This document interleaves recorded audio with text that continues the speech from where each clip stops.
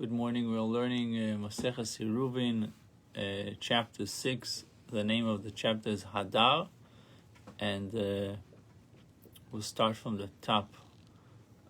Yofer Asisim Shesachartem. You acted correctly when you leased rights from the idolater on the Shabbos. Right? The discussion that we had before, whether you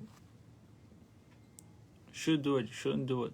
So you acted properly. Told was Rabbi Yochanan. They asked Rabbi Yochanan. He told them that it was the right thing to do.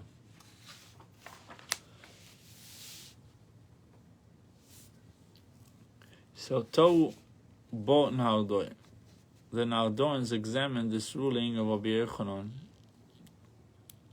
to lease the right from the goy or not.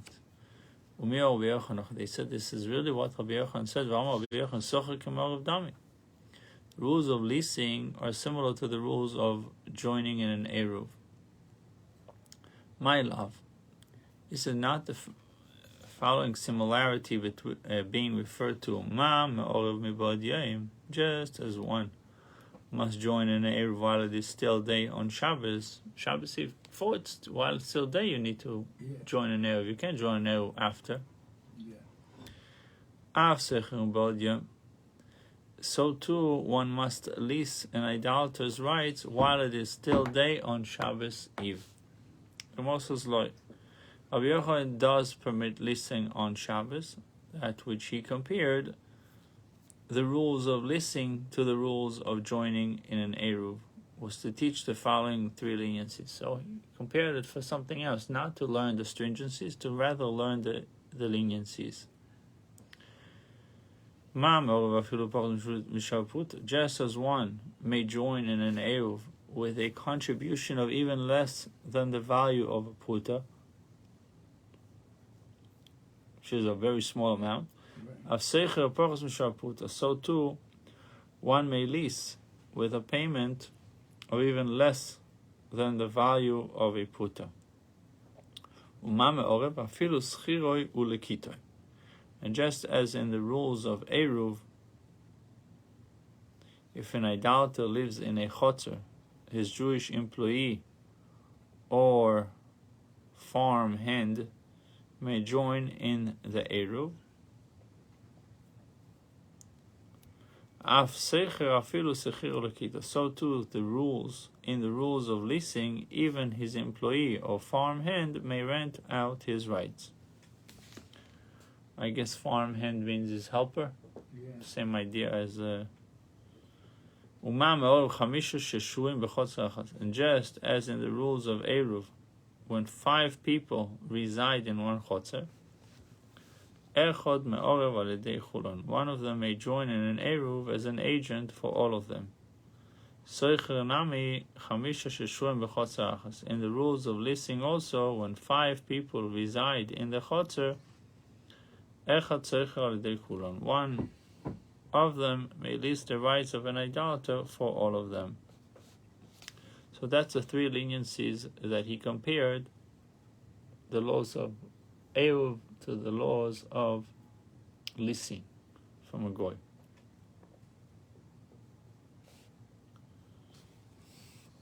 So we had less than Shavah Puta, so the same thing of Seicher. When it comes to leasing, it can be less, just as in Eruv it's less than Puta, so when it comes to leasing is less than Puta.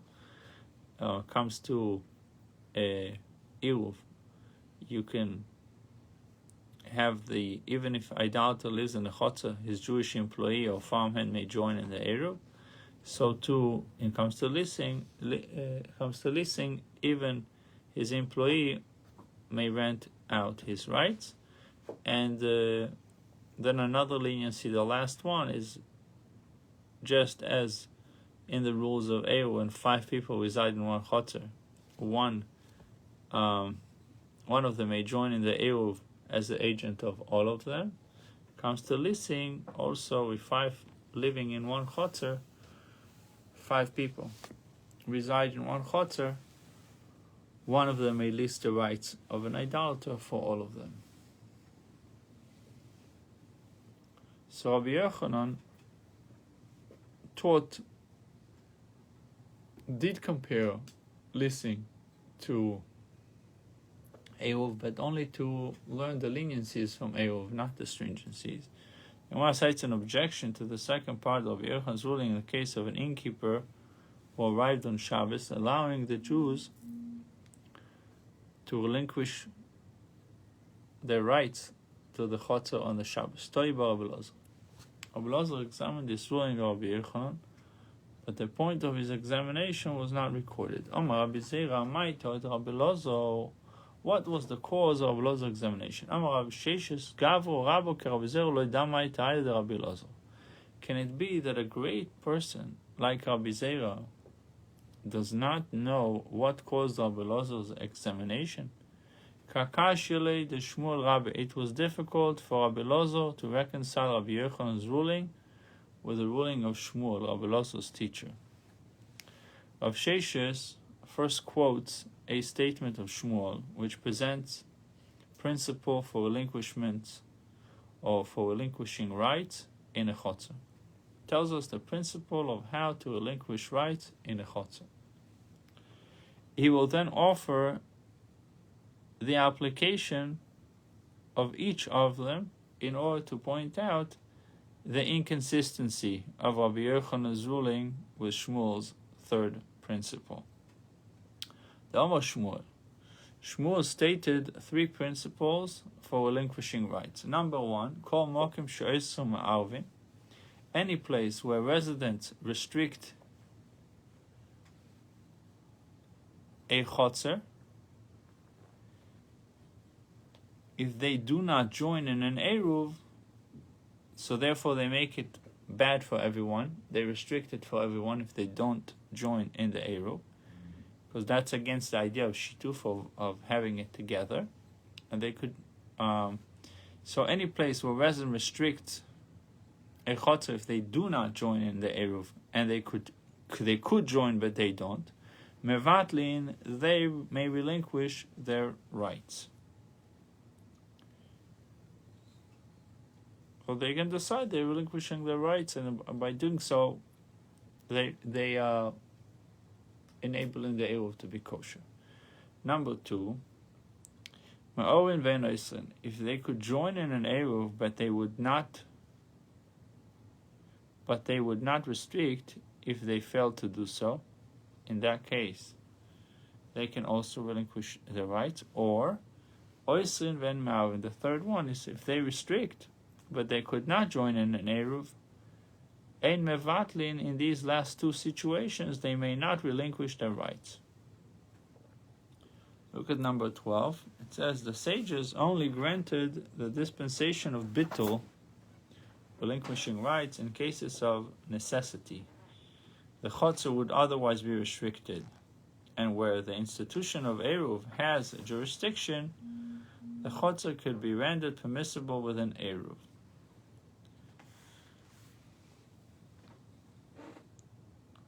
Let's see the number. Let's finish it and then say number 13. So Rav Sheshes now offers an application for the first of the three principles. Shmuel said that any place where residents restrict and they could join in an Eruv, they do tshuva, now they may relinquish their rights. Kegoin, and this is where the diagram plays a part. It says, Kegon beis chatzeros zu lifni mizu. For example, two chatzeros arranged one behind the other. And the residents of the inner one must pass through the outer one to reach the mavoi or Rishus Rabbi. That's the only way for them to go. The one in the inner chotzer has to go, there's no opening. Right. So let's see the diagram. It says in 13, if the inner chotzer did not have an Eruv, it would restrict the outer chotzer, even according to the rabbis who disagree with Rabbi Akiva. Because the residents of the inner chotzer are restricted in their own chotzer consequently restrict the outer chotzer due to their rite of passage. Drisas haregel, we mentioned this concept before, rite of passage. In addition, the residents of the inner chotzer have the option of joining together with the residents of the outer chotzer in an eruv before the start of the Shabbos. Therefore, if they forgot to join in an eruv, the resident of the inner chotzer may relinquish their rights of passage in the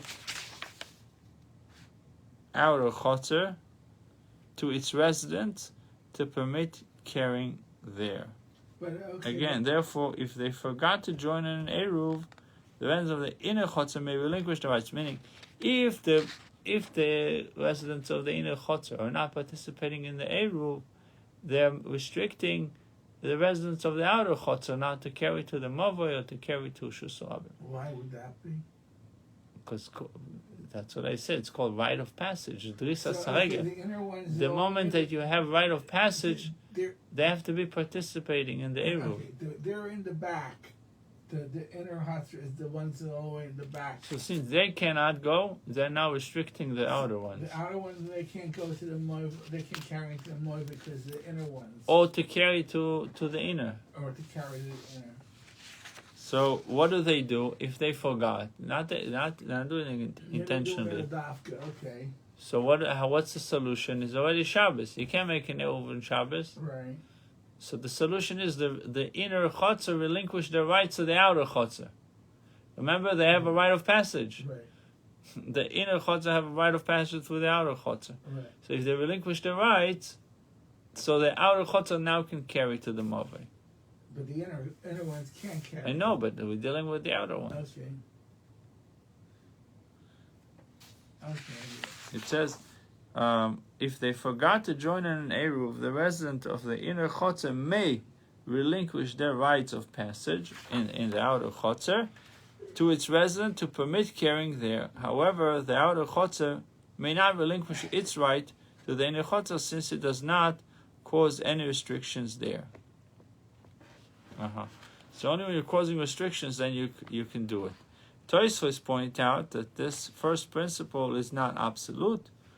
Shmuel himself stated that bitul does not permit carrying in a ruin, even though the neighboring houses restrict the building and they had the option of joining in an eruv. Also, there's a dispute about the very case of two chatzeros arranged one behind the other. Although Abaye holds Shmuel's ruling is absolute in permitting bitul, Rabbi holds it only applies if the chatzeros meet certain specifications. So, in other words, Tosfos is telling us it's not so simple that you can make that the inner chotzer can relinquish their rights.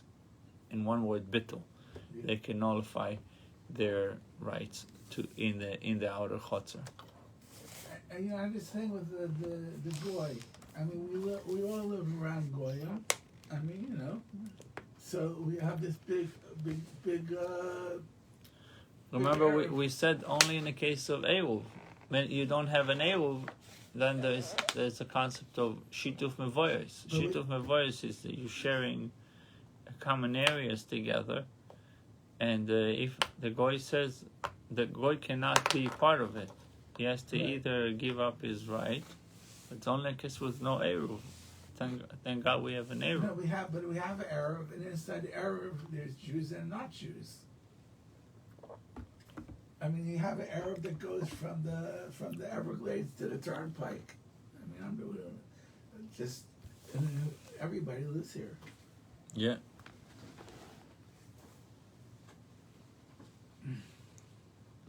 In certain cases, it wouldn't work because if there are too many people that are passing through. But even not 441, and nobody's in Lakewood. They don't let it go. They have a Route 9, and they don't have an Eruv on it. I mean, we have an Eruv on either side, but they don't have an Eruv on it. Maybe it's too busy there. It's not. It's the same as here. I've been there. I see it. It's not a big deal. I don't understand it, but okay, whatever. You ever been to Lakewood? Probably. Oh, all right. Anyhow, it says Rav Sheshes offers an application for the second principle. If they could join in an Eruv, but they would not restrict if they fail to do so, they may not relinquish their rights. That's the diagram that you see now. 2 yards, 2 chatzeros that are arranged alongside each other, Right. which with its own access to a mavi. Each with its own access to a mavi. So each chatzah has its own. It's not dependent on the other one. And there is a doorway between them. Okay? Yeah. So Rav Sheshes puts forth an application for the last principle from which he will demonstrate the objection to Rabbi Yochanan's ruling.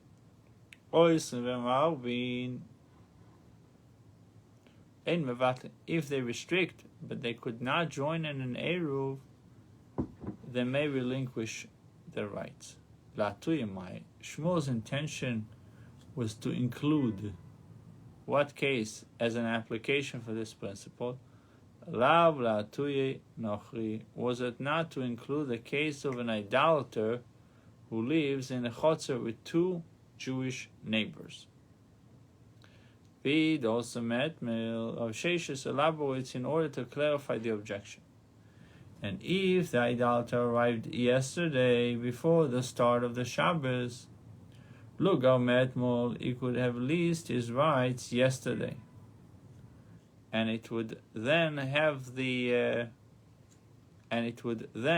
been possible for the Jews to have joined in an Eruv.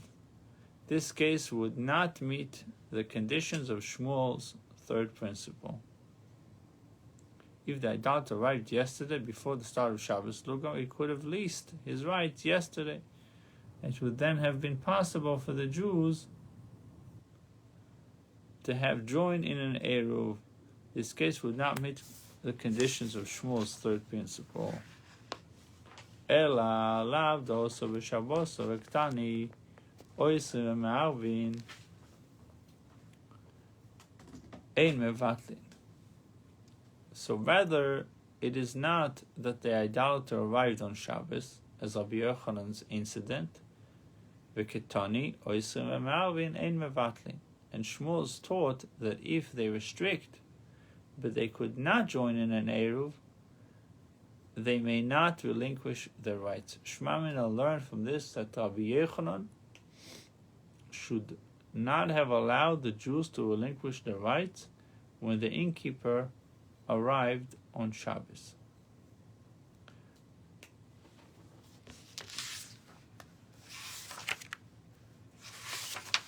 Are they on now? One.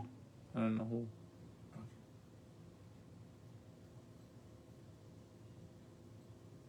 You're losing one for sure right now. Alright, I feel bad. I'll try to do something different. I did do. I felt the same thing. I just wasn't unsure what the right thing to, which way to go. Try to do something. I'll listen, I don't want to lose the share for them. What was the case? I'm just going back for a second to the case of the Gemara. So it says, Rabbi Chanina Bar Yosef and Rabbi Chia Bar Abba visited an inn in which only Jewish guests were staying. Okay? Kosher Right, inn. that's right, we had that. The idolater who owned the inn arrived on Shabbos. Right. So they asked, is it permitted to lease the rights to that house from the owner? Okay? It would then be necessary for the Jewish guest to relinquish their rights in favor of the one guest, so that he at least could carry from his house to the chotzer. So they ended up, they said, Nisma Chaldi ve'azoken. Let us rely on the lenient opinion of the elder, Rabbi Chanina Bar Yosef, and lease.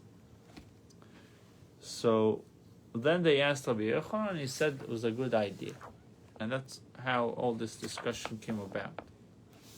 If Rabbi Yochanan really said that, and what he meant. So, and Shmuel taught that if they restrict, but they could not join an Eruv, they may not relinquish their rights. It's really a worst case scenario. It's like they're restricting you, they cannot participate, and they cannot relinquish their rights. Learn from this that Rabbi Yochanan should not have allowed the Jews to relinquish their rights when the innkeeper arrived on Shabbos.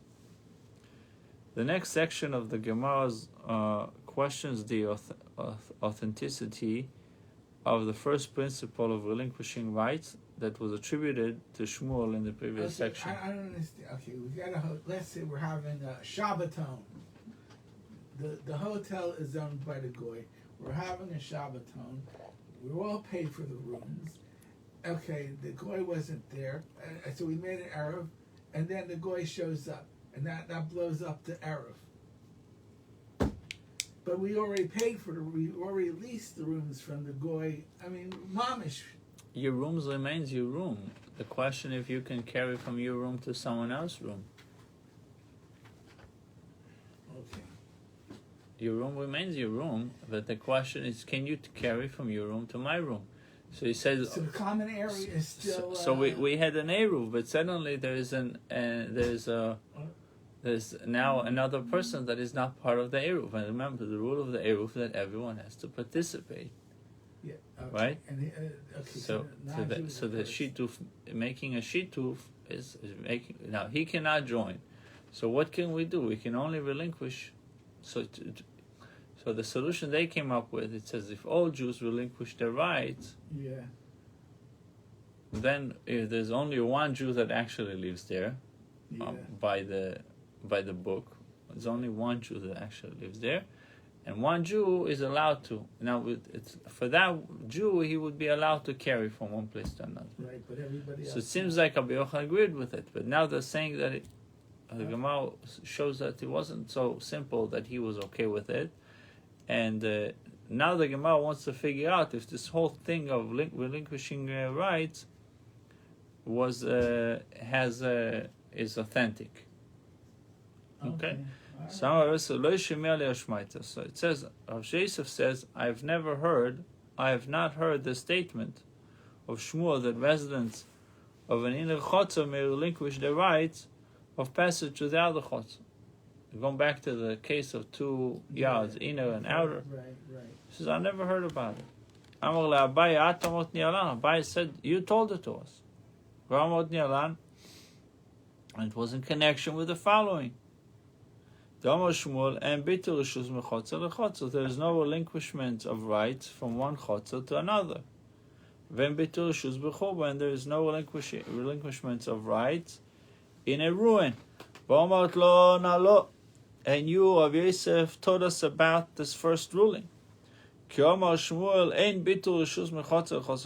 stated that there is no relinquishment of rights from one chotzer to another chotzer. This was stated only where 2 chatzeros are arranged alongside each other, and there is a doorway between them. However, if they arrange one behind the other, and the residents of the inner have the rights of passage through the outer one. And since they restrict this outer chotzer, they may relinquish the rights of passage to permit it. This is the exact case of Sheshes applied to Shmuel's first principle in the previous Gemara. Rav Yosef was, in fact, at one time aware of this ruling of Shmuel. So Rav Yosef questions his former explanation of Shmuel's ruling, which allowed residents of one chotzer to relinquish their rights to residents of another chotzer. Omar le Rav Yosef asked Abaye, Ana minu mishmei de Shmuel lochi. Did I teach this in the name of Shmuel? Va'omar Shmuel, ein lanu be'Eruvin ela keloshem mishnaseinu. We do not have the rights to establish leniencies in the laws of Eruv other than those found in the wording of our Mishnah. Rabbi Yosef now applies this statement. Anshe chotzer v'lanshe chatzeres. The Mishnah, which discusses the rules of relinquishing rights, states members of chotzer, which is a singular, not members of chatzeros. Member of chotzer, which is singular, not member of chatzeros, plural. This implies that members of one chotzer may not relinquish their rights to members of another chotzer. Abai once again reminds Rabbi Yosef of an earlier teaching to answer this question. Omar lei ki omar tlon ein lanu be'Eruvin ela keloshem mishnaseinu. He just told us in the name of Shmuel that we do not have the rights to establish leniencies in the laws of Eruv other than those found in the wording of our Mishnah. Aha omar tlon. It was about this following Mishnah alone that you taught us that the principle applies. Because the relationship of a mavoi to its chatzeros is like a relationship of a chotzer to its houses. Again, the relationship of a mavoi to its chatzeros. What's the relation between mavoi and chotzer? Is like a relationship of a chotzer to its house. There is no contradiction to Shmuel's first principle, which allowed residents of one chotzer to relinquish their rights to residents of a different chotzer. So if they're allowed to relinquish rights from house to chotzer, they might be allowed to relinquish rights from chotzer to mavoi as well. Imam elaborates on the two rulings that Rabbi Yosef quoted in the name of Shmuel, and it first cites a dissenting view. Gufa. Amar Shmuel en bitul rishus mechotzer lechotzer. There is no relinquishment of rights from one chotzer to another chotzer. In other words, you can't say, I don't want to have anything to do with this chotzer on Shabbos. Vein bitul rishus bechurvo. And there's no relinquishment of rights in a churva, in a ruin. Rabbi Yochanan Amar, yesh bitul rishus mechotzer lechotzer, vesh bitul rishus bechurvo. Rabbi Yochanan says the opposite. You can relinquish rights between chotzer and chotzer, courtyard and another courtyard, then you can relinquish rights between in ruin, in a case of a ruin. So the Gemara analyzes the need for Shmuel and Rabbi Yochanan to state their disagreement in two apparently redundant rulings. It was necessary to state both disagreements. For if we had been informed only of the disagreement about relinquishing from one chotzer to another chotzer, we might have said that Behor Kama Shmuel, in this case, Shmuel did say that they may not relinquish rights, Mishum do tashmishto lechud vo tashmishto lechud, because this chotzer has its independent function to benefit its resident, and this other chotzer has its independent function to benefit its own residents. Aval churva de sashmishto chadal sarvayu, but a ruin which has one function for both houses that have access to it. It says in 13, the houses restrict each other so that they do not have use of the building. We're talking about the ruin, right? Yeah, but a ruin which has one function for both houses. The ruin is like in the middle of them. It says, this chotzer has its independent function to benefit its resident, and this chotzer has its independent function to benefit its own resident. Right. But when it comes to a ruin, it has one function for both houses that have access to it. What the function is? Yeah. The houses restrict each other so they do not have use of the building. I might have said that Shmuel agreed with Rabbi Yochanan that he may relinquish rights. Conversely, and if only the second disagreement about the ruin has been stated, I might have said that only Beho Kom Rabbi Yochanan. In this case, Rabbi Yochanan say they may relinquish their rights because the building benefits both houses equally. But in the case where each chotzer benefits its own residents, I might have thought, Moide Shmuel, Rabbi Yochanan agrees with Shmuel, I might have thought Rabbi Yochanan would agree with Shmuel that they may not relinquish rights to allow carrying into another chotzer. Tzricha, it is necessary, therefore, to state both cases of the disagreement. So what benefit are they getting from the ruin? I mean, either chotzer to the other chotzer. There's no really benefit. There's one tashmishto is the function, one function for both houses. There's no benefit. I mean, if you have a house, my house is here, your house is here, and this is the ruin. So, I mean, if you say we're walking through back and forth, I got that. But if you're saying we're not walking through that, you're here and I'm here, and it's written. It says so that they do not have use of the building. Both of them don't have a use of it. What are you going to do with the choba? No, I got it, but I'm just. So why even talk about it? No offense. No, he talks about it because we want to find out if we can relinquish rights. Rabbi Yochanan says you can. Shmuel says you cannot. All right. So you just have to figure out if I'm allowed to relinquish rights, even though it's not really functional. Okay, let's continue to see where it goes. I don't know. Simple. Can I relinquish rights in a choba? We're sharing a choba. Can we relinquish rights to it? But what we share, what purpose does? Okay. Regardless, it's a piece of land. Can we relinquish the rights? Let's have an empty lot with a bunch of crap on it. Yeah, but it has some sort of an enclosure. You can't ignore it. Fine, it's about to fall off. It's about to fall, but it has certain aspects to it. It's an enclosure. Okay. Can we relinquish rights? Okay, so if you can't relinquish the right, that means... According to Shmuel, you cannot. According to Rabbi Yochanan, you can. So we have to figure out why, and why they stated their disagreement in both cases. In the case of sharing a chotzer, and the case of a ruin. All right, let's see how it goes. So it says v'chit ma'be'o. And if only this second disagreement about the ruin had been stated, I might have said, in this case, did Rabbi Yochanan say they may relinquish their rights because the building benefits both houses equally? But in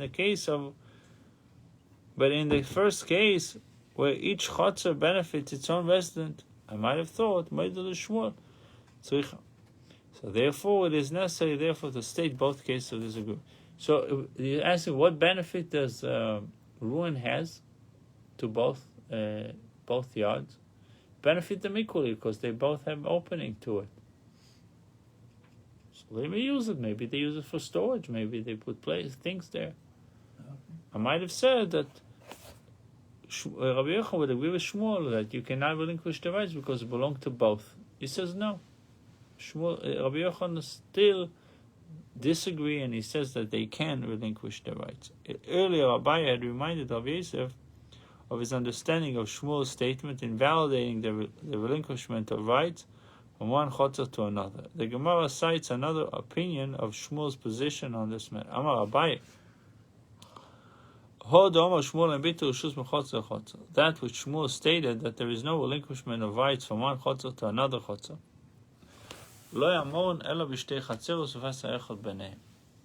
was stated only where two chatzeros are arranged alongside each other, and there is a doorway between them. However, if two chatzeros are arranged one behind the other, and the residents of the inner have the right of passage through the outer one, since they restrict the outer chotzer, they may relinquish the rights of passage to permit it. Rava disagreed with Abaye, understanding of Shmuel's position, and said, even in the case of two chatzeros, one behind the other, sometimes they may relinquish their rights and sometimes they may not. Rava now elaborates on this statement. First, he presents the rulings for 4 possible scenarios where relinquishing rights would be desirable. He then explains each of the 4 rulings. Ketzad. How is this so? Remember, he's trying to tell us how 4 scenarios where it would be desirable to relinquish rights. Nosni Eruvin b'chitzer, 1 and 2, if they placed their joint Eruv in a house in the outer chotzer. V'shochach echod bei min ha'pnimis uvei min ha'chitzona v'lo erev.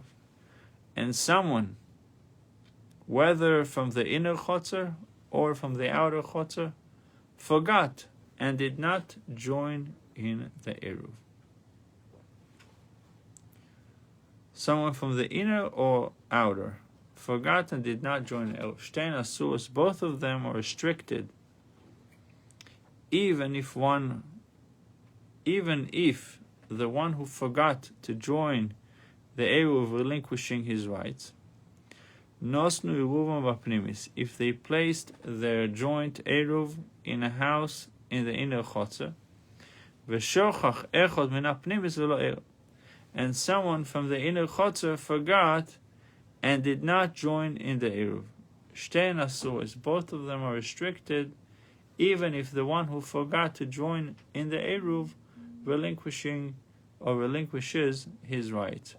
And the last one, shochach echad min ha'chitzona v'lo erev. However, if someone from the outer chotzer forgot and did not join the Eruv, pnimis muteras, the inner one is permitted if he relinquishes his rights. V'chitzona so the outer chotzer remains restricted even though he relinquishes his rights. So Rava would analyze each case. Rava analyzes the first case where the Eruv was placed in the outer chotzer and a member of that chotzer forgot to join the Eruv. No, if they placed their joint Eruv in the outer chotzer, and someone, whether from the inner or from the outer chotzer, forgot and did not join in the Eruv, shtein asuros, both of them are restricted. Both of them are restricted to whom? To whom should this member of the inner chotzer, who did not join in the Eruv, relinquish his rights? Should he relinquish his rights to the other members of the inner chotzer to permit it? This would not be effective. Why? The Eruv is not with them. Should he relinquish his rights to the members of the outer chotzer as well, to permit both chatzeros, this too would not be effective for Shmuel's taught earlier. And bitul reshus mechotzer lechotzer, there is no relinquishment of rights from one chotzer to another chotzer. Wow. So we'll finish and then we'll read the summary in the bottom, the summary of opinions. So Rava analyzes the second case where a member of the outer chotzer forgot to contribute to the Eruv. You can see that the laws of Eruvin could be very complex. Yeah. Especially when people forget and not participating in the Eruv. Right. So it says, to whom should this member of the outer chotzer relinquish his rights? Should he relinquish them to the other members of the outer chotzer? This would not be effective. Why? There is the inner chotzer which restrict them. Should he relinquish his rights to the members of the inner chotzer as well to permit both Chatzeros. This is not effective. For Shmuel taught earlier, Ein bitul reshus mechotzer lechotzer. There is no relinquishment of property rights from one chotzer to another chotzer. Nosnu Eruvin bapnimis, if they place their joint Eruv in a house in the inner chotzer, v'shochach echad min apnimis v'lo Eruv, and someone from the inner chotzer forgot and did not join in the Eruv, shtein asus, both of them are restricted. To whom should this member of the inner chotzer who did not join in the Eruv relinquish his rights? Livna pnimis, should he relinquish them to the other members of the inner chotzer to permit it? This is not effective because there is the outer chotzer which restrict them. Should he relinquish his rights to the members of the outer chotzer as well? This too is not effective. For Shmuel taught earlier, and bitul reshus mechotzer lechotzer. There is no relinquishment of rights from one chotzer to another chotzer. So let's see the summary. Number 25, it says, since the inner chotzer is restricted, the outer one is also restricted because of the right of passage that the inner residents have through it. So the inner would affect the outer just because of the right of passage. In addition, the Eruv of the outer chotzer is located in the inner chotzer.